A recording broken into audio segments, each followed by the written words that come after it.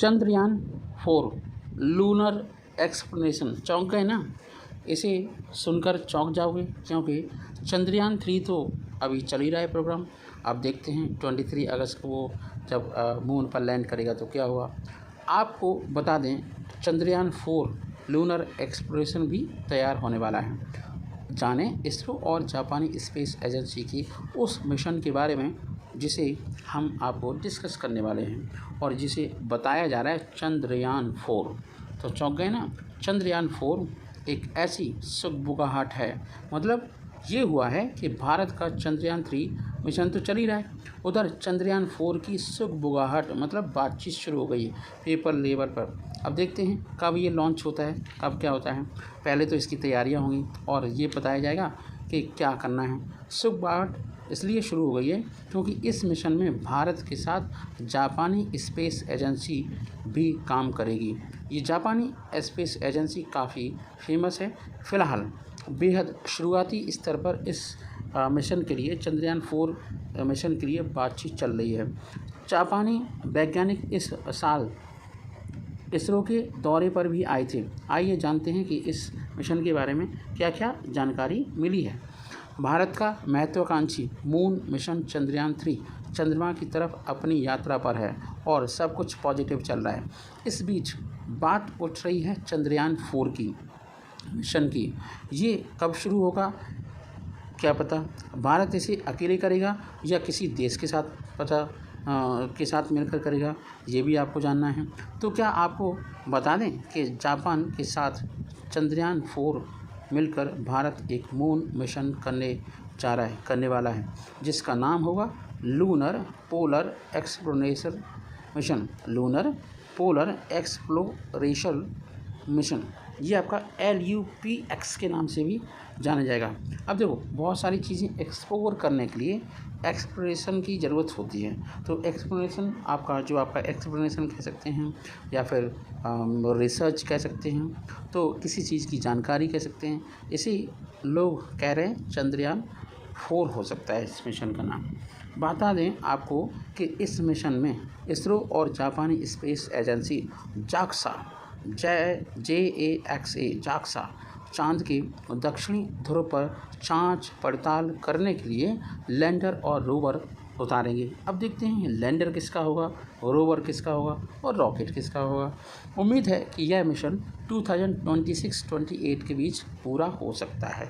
फिलहाल यह mission concept और बातचीत के लेवल पर ही है, लेकिन इसे लेकर दोनों देशों के बीच वैज्ञानिक काफ़ी सकारात्मक हैं। भारत को इस मिशन के लिए लैंडर बनाना है, जबकि रोवर और रॉकेट बनाएगा जापान। तो इस टाइप के क्वेश्चन पूछे जा सकते हैं UPSC एग्जामिनेशन के अंदर, इसलिए मैंने सोचा कि ये भी जानकारी मैं आपको दे देता हूँ। तो लगे हाथों जो आपको जानकारी मिल रही है वो बढ़िया जानकारी है। चंद्रयान 3 की लॉन्चिंग के बाद ISRO chief doctor S Swaminathan ने जब LUPEX मिशन के बारे में बताया और उनसे पूछा गया, तो उन्होंने बताया कि इस प्रोजेक्ट की फाइनल रिपोर्ट अभी सबमिट करनी है ताकि सरकार से क्लियरेंस मिल सके। और मैं आपको बता दूं, अगर चंद्रयान 3 सक्सेसफुल होता है तो 100% ये मिशन लॉन्च होगा, जिसे जाना जाएगा LUPEX के नाम से, लूनर पोलर एक्सप्लोरेशन मिशन, ताकि सरकार से क्लियरेंस मिल सके। लेकिन इससे पहले कुछ मुद्दों को सुलझाना बाकी है, जैसे लैंडर और रोवर का वजन बहुत बड़ा मुद्दा है।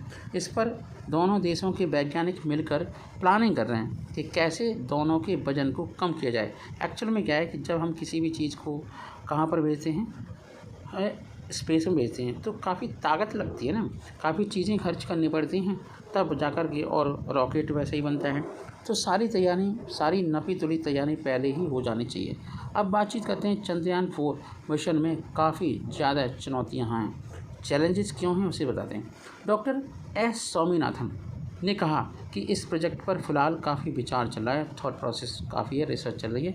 दोनों देशों के वैज्ञानिक अपने अपने आइडिया शेयर कर रहे हैं। अभी तक LUPEX मिशन का आर्किटेक्चर को अंतिम रूप तय नहीं हुआ है, उसका जो अंतिम रूप होना है वो अभी तैयार नहीं हुआ है।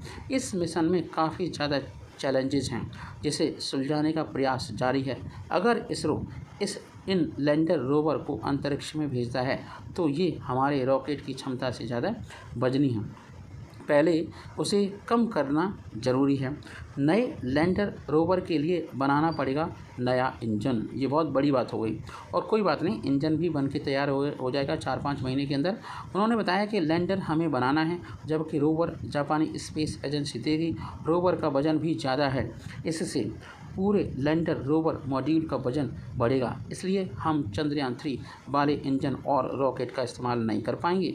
हमें वजनी लैंड रोवर के लिए नया इंजन भी बनाना होगा, इसलिए दोनों देश अपनी तकनीकी क्षमताओं के अनुसार इसे सुलझाने का प्रयास कर रहे हैं। फिलहाल इस मिशन पर कई स्तर पर काम चल रहा है और बातचीत चल रही है, और देखते हैं क्या क्या बातचीत होती है। अप्रैल में आया था जापान से डेलीगेशन।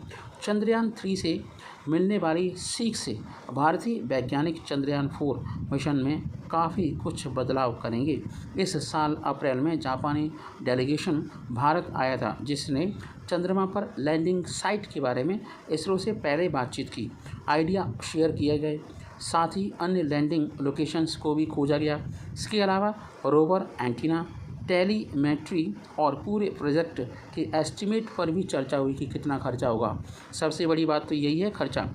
नासा भी हो सकता है इस मिशन में शामिल, क्योंकि पार्टिसिपेशन तो वही किसी का भी हो, नाम सबका होगा। माना जा रहा है कि इस पूरे मिशन का कुल वजन 6000 किलोग्राम है।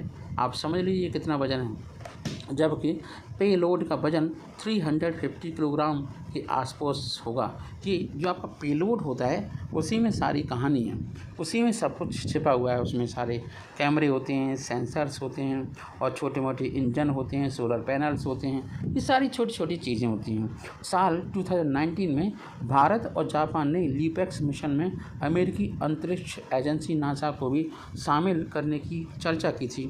अगर यह मिशन सफल होता तो भारत जापान मिलकर चंद्रमा की सतह पर 1.5 मीटर गहरा गड्ढा खोदकर वहां से मिट्टी का सैंपल लाएंगे।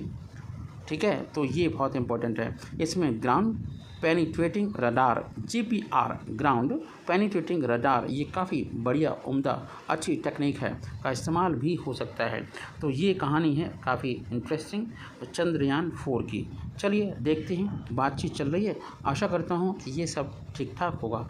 आप अपने विचार कमेंट करके बता सकते हैं। जय हिंद, जय भारत, और इसरो ऐसी तरक्की करता रहे। जय हिंद, जय भारत।